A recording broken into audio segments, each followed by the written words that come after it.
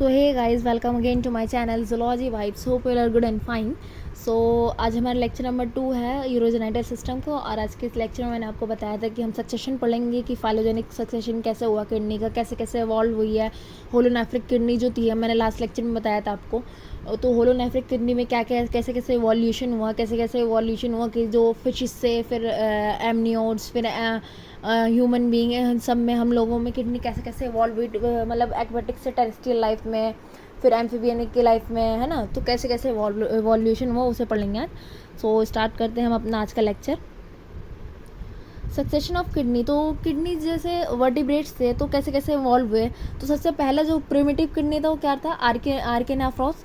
आर्केनेफ्रॉस का एक और नाम था होलोनेफ्रॉस। आर्केनेफ्रॉस बोल लीजिए, होलोनेफ्रॉस बोल लीजिए, बात एक ही है, ठीक है। तो आर्केनेफ्रॉस में धीरे धीरे वॉल्यूशन हुआ, डेवलपमेंट हुई, चेंजेस आए, जिससे जो है हमारा जो टेरेस्ट्रियल के लिए जो सुटेबल किडनी है वो डेवलप हुआ, ताकि जिससे यूरिन जो है कंसनट्रेटेड बने, क्योंकि हम टोटली कम्प्लीटली पानी में तो रहते ही नहीं है। जैसे एक्वेटिक फिश तो पानी में रहती है, तो उनका जो यूरिन रहता है वो डायलेटेड होता है ना, पानी की क्वांटिटी ज़्यादा रहती है। बट हमारे साथ ऐसा नहीं है ना। हम में से भी कोई कोई ऐसा है कि जो कम पानी पीता है, कोई ज़्यादा पानी पीता है, तो उसका अकॉर्डिंगली सबका जो फंक्शन है वो चेंज होता रहता है।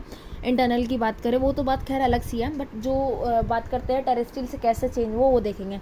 तो आज बेसिकली हम 3 टाइप की किडनीज़ के बारे में पढ़ेंगे, प्रोनेफ्रॉन्स, मीजोनेफ्रॉन्स और मेटानेफ्रॉन्स। प्रोनेफ्रॉस, मीजोनेफ्रॉस और मेटानेफ्रॉस, इन सबको हम कवर करेंगे, इन तीनों को। और बेसिकली देखेंगे कि कैसे कैसे वॉल्यूशन हुआ आर्केनेफ्रॉस, तो इसमें कैसे कैसे डेवलपमेंट हुई, और डेवलपमेंट में कैसे पहले क्या बना, फिर दूसरे में क्या बना, फिर तीसरे में क्या बना। तो सबसे पहले जो है प्रोनेफ्रॉस, ये प्रिमिटिव किडनी में जो है हमारी आर्केनेफ्रॉस, उसमें जो सबसे पहले जो चेंज हुआ उसे हमने नाम दिया प्रोनेफ्रॉस। मतलब प्रो मतलब पुराना समझ रही है, और नेफ्रॉस मतलब वही किडनी नेफ्रॉन्स, उसके बारे में बताया गया आपको, ठीक है। तो जो प्रोनेफ्रॉस है वो 4th वीक ऑफ डेवलपमेंट में आपको नज़र आने लगता है, अपीयर होने लगता है। और ये जो मैमल्स हैं उनके वर्टिब्रेट्स, जो मैमल्स हैं उनके एम्ब्रियोनिक स्टेज में देखने को मिलती है। अगर मैं कहीं किसी जगह बोलूँ ना, बताऊँ ना, तो ऐसा नहीं है कि ये है कि एम्ब्रियोनिक स्टेज में नहीं मिलेगी। प्रोनेफ्रॉन्स बोलिए, मीजोनेफ्रॉन्स बोलिए, ये दोनों आपको एम्ब्रियोनिक स्टेज में मिलेगी। ह्यूमन बीइंग ले लीजिए, रेप्टाइल्स ले लीजिए, किसी की भी आपको एम्ब्रियोनिक स्टेज में मिलेगी। ये इस बात को दिखाता है, इस बात को प्रूफ करता है कि इवोल्यूशन ऐसे हुआ है ना। तभी उनके जो फीचर्स है वो उनमें ही रह गए, और हमें डेवलपमेंट होती रही तो हम चेंज हो गए, है ना। तो ये जो है 4th वीक ऑफ डेवलपमेंट में आपको चेंज दिखने लगता है, डेवलप होने लगते हैं, ठीक है। ये कहाँ से डेवलप होते हैं, सर्वाइकल रीजन जो होता है, जो मतलब थोरैसिक रीजन, सर्वाइकल रीजन जो हमारा होता है, तो वहाँ से डेवलप होते हैं, वहाँ से स्टार्ट होता है बिगन होना इंटरमीडिएट मेसोडर्म का। तो सबसे पहले क्या बनता है, नेफ्रोस्टोम बनते हैं। नेफ्रोस्टोम मैंने वही बताया था, एक स्ट्रक्चर होता है जो जाके ओपन हो रहा होता है, एक पाइप से स्ट्रक्चर होता है जो ग्लोमेरुलस से, डक्ट से, और या तो कहीं ओपन हो रहा है, या तो डक्ट में ओपन हो रहा होता है, कहीं कहीं सीलोम में ओपन हो रहा होता है, ठीक है। उसके बारे में पढ़ेंगे अभी। This tubules join into the pronephric duct. Pronephric duct कहाँ पे हो गई, जैसे मैंने आपको लास्ट लेक्चर में बताया था, नेफ्रिक डक्ट जो है उसका नाम चेंज होता रहेगा। जैसे प्रोनेफ्रॉस आ गया तो प्रोनेफ्रिक डक्ट, होलोनेफ्रॉस था तो होलोनेफ्रिक डक्ट, तो उसी के अकॉर्डिंगली जो है नाम चेंज होता रहेगा, ठीक है। तो जो एक एंड होता है इस नेफ्रोस्टोम का वो सीलोम में ओपन हो रहा होता है, और दूसरा एंड किससे जुड़ा होता है, प्रोनेफ्रिक डक्ट से। एक एंड कहाँ हो रहा होता है, आपका प्रोनेफ्रिक डक्ट, और दूसरा जो एंड है वो कहाँ ओपन हो रहा होता है, आपका सीलोम में ओपन हो रहा होता है, ठीक है। The two pronephric duct, one on each side, extend posteriorly and open into the cloaca. जो प्रोनेफ्रिक डक्ट है वो पीछे की साइड एक्सटेंड होते रहते हैं, और कहाँ ओपन हो रहे होते हैं, क्लोका में। बट जो प्रोनेफ्रॉन्स है वो प्रॉपरली क्लोका में आके ओपन नहीं हो पाते हैं। मैं ये बात आपको क्लियर कर लूँ, मतलब वो ऐसे कह सकते हैं आप कि कुछ दिन, मतलब 24 डेज लगता है उनको, थोड़ा प्रोनेफ्रॉस को और डेवलप होने में 24 to 26 डेज लगते हैं आपको प्रोनेफ्रॉस को पूरा क्लोका के पास आने तक, जब तक आपके जो मीजोनेफ्रॉस है वो डेवलप होने शुरू हो जाते हैं, ठीक है। Only in adult hagfish does the pronephros become part of persistent kidney and also head kidney. Pronephros को हम हेड किडनी भी कहते हैं, ठीक है। और ये सिर्फ जो एडल्ट हैगफिश है उनमें ही आपको देखने को मिलती है, उन्हीं में ये लाइफ टाइम रहती है, उन्हीं में फंक्शनल रहती है, ठीक है। In all other vertebrates except adult hagfish it degenerates during development and replaced by any more centrally located mesonephrons. This early system is non-functional and decreases completely by the end of 4th week. मतलब 4th week का and होते होते ये जो है degenerate हो जाता है, रिग्रेस हो जाता है, बिल्कुल ख़त्म होने लगता है। दूसरा जो किडनी है, जो मेसोनेफ्रॉन्स, वो डेवलप होने लगता है। और ये आपको कहाँ देखने को मिलती है? ये सिर्फ एडल्ट हैगफिश में देखने को मिलता है। बाकी जो वर्टिब्रेट्स है जैसे मैमल्स, रेप्टाइल्स, बर्ड्स, इनके जो एम्ब्रियोज में देखने को मिलता है, बट आपको वहाँ पे प्रॉपर्ली ये फंक्शनल नहीं मिलते हैं, ठीक है।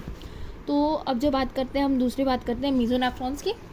In the vertebrates, tubules arising from the middle of the nephric ridge continues the mesonephrons और mesonephric duct। जो आपका प्रोनेफ्रॉन्स था वो कहाँ से स्टार्ट हुआ था? एंटीरियर और पोस्टीरियर पार्ट से जो स्टार्ट हुआ था, ठीक है। वहाँ से आपका मेसोनेफ्रॉन स्टार्ट हुआ, प्रोनेफ्रॉन्स स्टार्ट हुआ था। मेसोनेफ्रॉन्स कहाँ से स्टार्ट हो रहा है? जो मिडिल एरिया है, मिडिल रिज है, नेफ्रिक रिज जो मिडिल वाली है, वहाँ से आपको जो मेसोनेफ्रॉन्स है वो स्टार्ट होना शुरू होता है। Mesonephrons is sometimes known as Wolffian body, इसे हम वॉल्फियन बॉडी भी कहते हैं। ये सारे पॉइंट आप याद रखिएगा। मेसोनेफ्रॉन्स को हम वॉल्फियन बॉडी भी कहते हैं। In the beginning mesonephrons kidney are segmentally और metamerically arranged but are more tubule arise metamerism is lost. ठीक है, इसमें कोई मेटामेरिज्म शो नहीं हो रही होती है, मतलब जो लाइन से स्ट्रक्चर होते हैं वो शो नहीं हो रहा था, बट इसमें जो सेगमेंटली जैसे शो हो रहते हैं बाहर से, बट इंटरनली कोई डिवाइडेड नहीं होती, कोई मेटामेरिज्म नहीं हो रहा होता, बाहर से बस आपको लाइन शो हो रहे होते हैं, ठीक है। The tubules open into the already existing pronephric duct and no new duct is formed। जो ट्यूब्यूल है वो कहाँ ओपन हो रही होती है? जो इसके नेफ्रोस्टोम या जो भी इसकी डक्ट हुई वो कहाँ ओपन हो रही होती है? जो प्रोनेफ्रिक डक्ट है जो बनी हुई है ऑलरेडी, वहीं पे जाके ओपन हो रही होती है।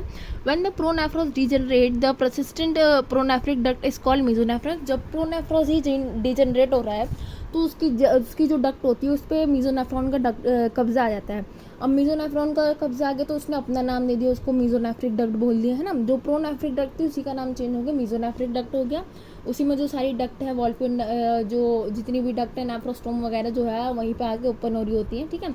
जो मेसोनेफ्रिक डक्ट है वो एनलार्ज होता है पोस्टीरियरली और जाके क्या फॉर्मेशन करता है मेल्स में, ये फीमेल्स में प्रॉपरली डिजनरेट हो जाता है। कभी कभी जैसे रेप्टाइल्स वगैरह में आपको यूरिनरी ब्लैडर बनाता हुआ दिखेगा, सॉरी बर्ड्स में तो नहीं, रेप्टाइल्स वगैरह में यूरिनरी ब्लैडर बनाता हुआ दिखेगा कहीं। बट ये जो मेल्स होते हैं, ह्यूमन मेल्स या कोई से मेल्स लीजिए, उसमें ये सेमिनल वेसिकल का जो स्टोरेज होता है, स्पर्म जहाँ पे स्टोर होते हैं उसका काम करता है ये जो आपका मेसोनेफ्रिक डक्ट है। क्योंकि उसके बाद जो डेवलपमेंट होती है, फिर जो हमारा जो मेन फंक्शनल किडनी है वो मेटानेफ्रॉस है।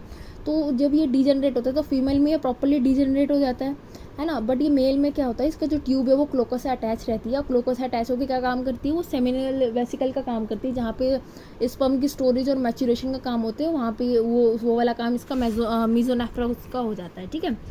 The mesonephros is functional kidney of embryonic amniotes. Functional kidney रहती है एम्ब्रियोनिक एमनियोट्स में, कहाँ तक कि 4 to 8 वीक तक ये काम करती है, ठीक है। The reptiles, bird and mammals में जो ये 4 से 1 वीक तक काम करती है, कहाँ से कहाँ तक? 4 to 8 वीक तक ये काम करती है। ये सारे जो वीक्स लिखे हुए हैं ये सब आप नोट कर लीजिए, सब दिमाग में रखिएगा, ठीक है। The mesonephrons along with some tubules from the posterior nephric ridge form the adult kidney in amniotes, ठीक है। द किडनी कॉल्ड द ओपिस्टोनेफ्रॉन्स और ओपिस्टोनेफ्रिक किडनीज। जो एनामनियोट्स हो गए जैसे जॉलिस फिशेज, लैम्प्रेज फिश वगैरह, उनमें जो ये है क्या ये फंक्शनल किडनी होती है, जो मेसोनेफ्रॉन्स होती है वही फंक्शनल किडनी होती है, और इसे हम ओपिस्टोनेफ्रॉन्स और ओपिस्टोनेफ्रिक किडनी भी कहते हैं। पहले जो आप यहाँ पे डायग्राम देख लीजिए प्रोनेफ्रॉस और मेसोनेफ्रॉस का, ठीक है। तो यहाँ पे आप देख रहे हैं जो प्रोनेफ्रॉस का जो नेफ्रोस्टोम है वो सीधा कहाँ पे आके ओपन हो रहा है? सेलोम में आके ओपन हो रहा है, और यहाँ से जो ये जा रही है ये आपकी प्रोनेफ्रिक डक्ट है। यही प्रोनेफ्रिक डक्ट आगे जाके जब ये प्रोनेफ्रॉस डिजनरेट हो रहा है, आप मेसोनेफ्रॉन्स में देखिए, ये जब आगे जाके डिजनरेट हो रहा है तो डक्ट सेम है, बट इसका नाम क्या होगा? अब इस डक्ट का नाम होगा मेसोनेफ्रिक डक्ट। अब यहाँ पे आप जो मेटानेफ्रॉन्स में देखिएगा, तो अभी मैंने आपको हालांकि मेटानेफ्रॉन्स पढ़ाया ही नहीं है, बट यहाँ पे आप देखिए जो ये मेसोनेफ्रॉन्स जब यहाँ पे डिजनरेट हो रहा है तो मेल्स वाले में नोटिस कीजिए, जस्ट सेकेंड। तो ये जो मेल वाले में आप ये देखेंगे तो ये जब डिजनरेट हो रहा है मेसोनेफ्रॉन्स, तो उसका जो यहाँ पे ट्यूब्यूल है यहाँ के आके क्लोकस अटैच है, यहाँ पे ये प्रॉपर्ली डिजनरेट नहीं हो रहा। जबकि आप फीमेल्स में देखेंगे तो यहाँ पे आके डिजनरेट हो गए, यहाँ पे आपका जो क्लोकस है वो अटैच ही नहीं हुआ है जो आपका मेसोनेफ्रॉन्स है, बट यहाँ पे मेल्स में वो आके क्लोकस अटैच हो गया। किस लिए हुआ है? सेमिनल वेसिकल्स का निर्माण करने के लिए। सेमिनल वेसिकल्स का फॉर्मेशन होगा यहाँ पे, जहाँ पे स्पर्म्स आके स्टोर होंगे और डेवलप होंगे अच्छे से, ठीक है। तो अब हम बात करते हैं मेटानेफ्रॉन्स की।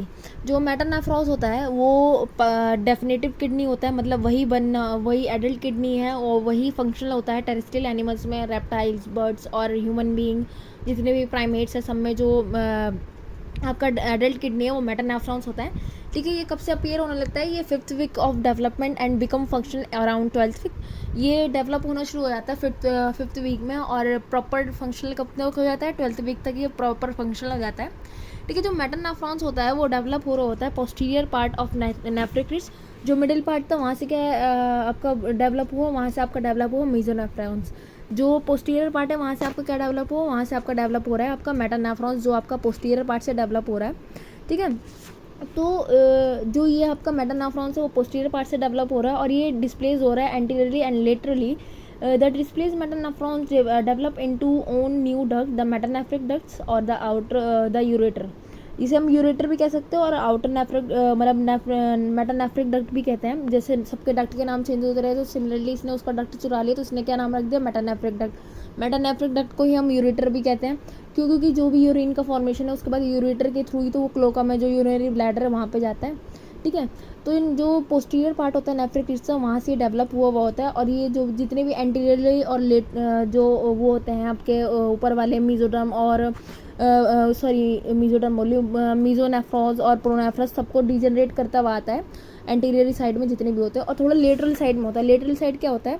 जैसे आपकी जो बॉडी होती है ना, समझ लीजिए आपकी बॉडी है, तो ये बॉडी का सेंटर है ना, तो सेंटर के थोड़ा साइड वाला जो होता है ये लेटरल साइड होता है। थोड़ा साइड में आके ये बने हुए होते हैं जो आपके ये मेटानेफ्रॉन्स है, ये वहाँ पे आके थोड़ा साइड में आके डेवलप हो रहे होते हैं। ठीक है, the ureteric bud of the mesonephron duct make contact with the caudal region of intermediate mesoderm, the metanephric blastema. Metanephric blastema एक वो स्ट्रक्चर है, एम्ब्रियोलॉजिकल स्ट्रक्चर है, जो आके जाके किडनी वगैरह का फॉर्मेशन करता है, उसे हम मेटानेफ्रिक डक्ट कहते हैं, मेटानेफ्रिक ब्लास्टिमा कहते हैं। ठीक है, collectively the blastema form the metanephric system which has 2 component. जो मेटानेफ्रिक होते हैं, जो ब्लास्टिमा होता है मेटानेफ्रिक ब्लास्टिमा, वो आगे जाके दो सिस्टम को डेवलप कर 2 कंपोनेंट बना रहा होता है, एक मेटानेफ्रिक सिस्टम बना रहा होता है जिसमें 2 कंपोनेंट आते हैं। जो पहला कंपोनेंट होता है वो आपका कलेक्टिंग होता है और दूसरा जो होता है वो एक्सक्रीटरी होता है। ठीक है, तो अब बात कर लेते हैं कलेक्टिंग सिस्टम की। पहले collecting system derive from the ureteric bird. जो कलेक्टिंग सिस्टम है आपका वो कहाँ से डिराइव हुआ हुआ है? वो आपका यूरेट्रिक बर्ड से डिराइव्ड हुआ हुआ है, वहाँ से ओरिजिन हुआ हुआ है। It dilates to create the ureter, renal pelvises, major and minor calyces and collecting tubules terminating at the distal convoluted tubules. If the ureteric bud is split too early, 2 ureters or 2 renal pelvises connecting to 1 ureter may result. क्या होता है? जो हमारा collecting system होता है यूरेटिक bird से वो originate हुआ है, वहाँ से डिराइव हुआ है। तो जो हमारा ये जो होता है यूरेटर और यूरेटर हो गया, जो रिनल पेल्विसेस हो गया, मेजर और माइनर कैलेक्सिस हो गया, कलेक्टिंग ट्यूब्यूल्स हो गया, है ना, ये DCT PCT जो भी हो गई, यहाँ से ये यूरेटिक बट से ये डेवलप हुए होते हैं। अगर यूरेटिक बट जो है ज़्यादा जल्दी, मतलब अगर अपने टाइम के अकॉर्डिंग उससे पहले वो डिवाइड हो जाता है, वो स्प्लिट हो जाता है, तो जो 2 यूरेटर होते हैं वो एक ही यूरेटर से जाके कन्वर्ट हो जाते हैं, एक ही में कनेक्ट हो जाते हैं। उसे एक तरीके का आप डिजीज़ या डिसऑर्डर समझ सकते हैं। जो अगर ये अर्ली स्टेज में स्प्लिट हो जाएंगे तो एक डिसऑर्डर बना देते हैं। जो ये 2 यूरेटर है या 2 रिनल पेल्विसेस हैं, आगे पे जाके सेम में एक ही में कन्वर्ट हो जाते हैं, एक ही से अटैच हो जाते हैं। ठीक है, ये मेजर और माइनर कैलेक्सिस जो है, अभी हम मैं किडनी के बारे में पढ़ाऊंगी आपको, तो उसमें बताऊंगी मेजर और माइनर कैलेक्सिस क्या है। और 11वीं क्लास में आपने पढ़ ही रखा है किडनी के बारे में, तो वहाँ पे आपने ये पढ़ा होगा। अगर याद नहीं तो मैं बताऊंगी, अभी तो याद आ ही जाएगा। ठीक है, तो अब बात करते हैं एक्सक्रीटरी सिस्टम की। ठीक है, तो जो एक्सक्रीटरी सिस्टम है इस डिराइव फ्रॉम द मेटानेफ्रिक ब्लास्टिमा। जो मेटानेफ्रिक ब्लास्टिमा है वो एक्सक्रीटरी सिस्टम का डेवलपमेंट करता है। Each collecting tubules from the collecting system is covered by metanephric tissue cap which gives rise to excretory tubules. जो हर एक कलेक्टिंग ट्यूब्यूल सिस्टम का जो वो होता है, कलेक्टिंग ट्यूब्यूल होता है कलेक्टिंग सिस्टम का, वो सब मेटानेफ्रिक टिश्यूज़ और कैप वगैरह से कवर होता है, जो एक्सक्रीटरी ट्यूब्यूल का फॉर्मेशन करते हैं। ठीक है, जो ये एक्सक्रीटरी ट्यूब्यूल्स होते हैं ये फंक्शनल यूनिट होते हैं नेफ्रॉन्स के फंक्शनल यूनिट जो होते हैं क्या होता है? वो एक्सक्रीटरी ट्यूब्यूल्स होते हैं। जो प्रॉक्सिमल एंड होता है एक्सक्रीटरी ट्यूब्यूल्स का उसे हम ब्रोमस कैप्सूल कहते हैं, और जिसके आसपास जो जिसके अंदर क्या प्रेजेंट होता है? ग्लोमेरुलस प्रेजेंट होता है।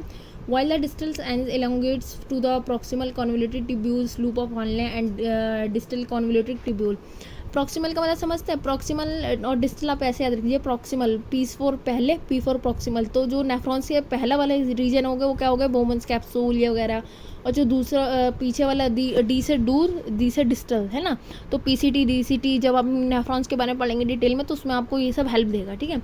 तो जो बाकी के पार्ट होते हैं वो किस में डिवाइड होते हैं, PCT में, DCT में और लूप ऑफ हैनलेज में जाके डिवाइड होते हैं।